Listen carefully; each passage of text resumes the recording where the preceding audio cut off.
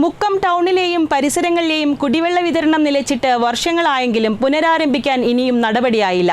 ഇതോടെ വ്യാപാരികളും പ്രദേശത്തെ കുടുംബങ്ങളും വലിയ പ്രയാസത്തിലാണ്.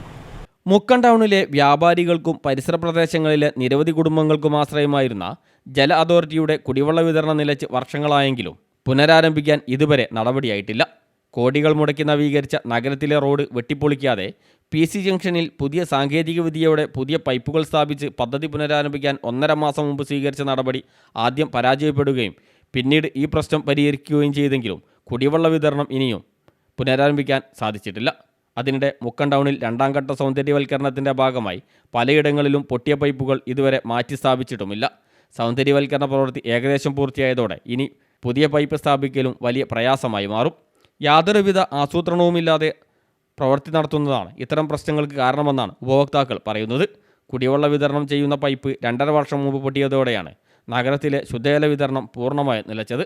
ഇതോടെ നഗരത്തിലെ കച്ചവട സ്ഥാപനങ്ങൾ, ഹോട്ടലുകൾ, കൂൾബാറുകൾ എന്നിവയ്ക്ക് പുറമെ ഗാർഹിക ഉപഭോക്താക്കളും ജല അതോറിറ്റിയുടെ ശുദ്ധജലം കിട്ടാതെ ബുദ്ധിമുട്ടിലായിരുന്നു.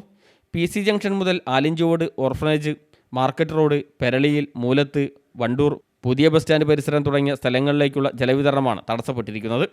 കാലപ്പഴക്കം ചെന്നതും വ്യാസം കുറവായതുമായ പൈപ്പുകൾ മാറ്റി സ്ഥാപിക്കുകയായിരുന്നു ഏക പരിഹാരം. മുക്കം ടൗൺ നവീകരണത്തിൻ്റെ ഭാഗമായി നവീകരിച്ച റോഡ് കുത്തിപ്പൊളിക്കാൻ പൊതുമരാമത്ത് വകുപ്പ് അനുമതി നിഷേധിച്ചതോടെ അറ്റകുറ്റപ്പണി നടത്താനോ പൈപ്പ് മാറ്റി സ്ഥാപിക്കാനോ സാധിക്കാതെയായി. തുടർന്ന് വ്യാപാരി വ്യവസായി ഏകോപന സമിതി നിരാഹാര സമരം ഉൾപ്പെടെയുള്ള പ്രതിഷേധങ്ങൾ നടത്തുകയും വെൽഫെയർ പാർട്ടി ഉൾപ്പെടെ പ്രതിഷേധങ്ങൾ സംഘടിപ്പിക്കുകയും ചെയ്തെങ്കിലും ഫലമുണ്ടായില്ല. ഇതിനിടെ നഗരസഭയിലെ കഴിഞ്ഞ ഭരണസമിതിയിലെ ഇടത് കൗൺസിലർമാരുടെ നേതൃത്വത്തിൽ തന്നെ കൊടുവള്ളിയിലെ ജല അതോറിറ്റി എഞ്ചിനീയർമാരുടെ ഓഫീസിന് മുമ്പിൽ ധർണയും നടത്തിയിരുന്നു. എന്നിട്ടും അധികൃതർ കണ്ണു തുറന്ന മട്ടില്ല.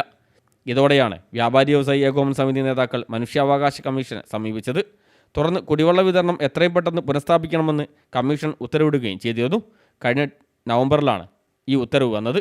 എന്നാൽ ഉത്തരവ് നടപ്പാക്കാത്തതിനെതിരെ വ്യാപാരികൾ ഹൈക്കോടതിയെ സമീപിക്കാനിരിക്കെ അധികൃതർ തുടർ നടപടി സ്വീകരിച്ചെങ്കിലും അതും പരാജയപ്പെട്ടതോടെ ഇനി എന്ത് എന്നാണ് വ്യാപാരികൾ ഉൾപ്പെടെ ചോദിക്കുന്നത്. Fazal Babu, news bureau, Mukkam.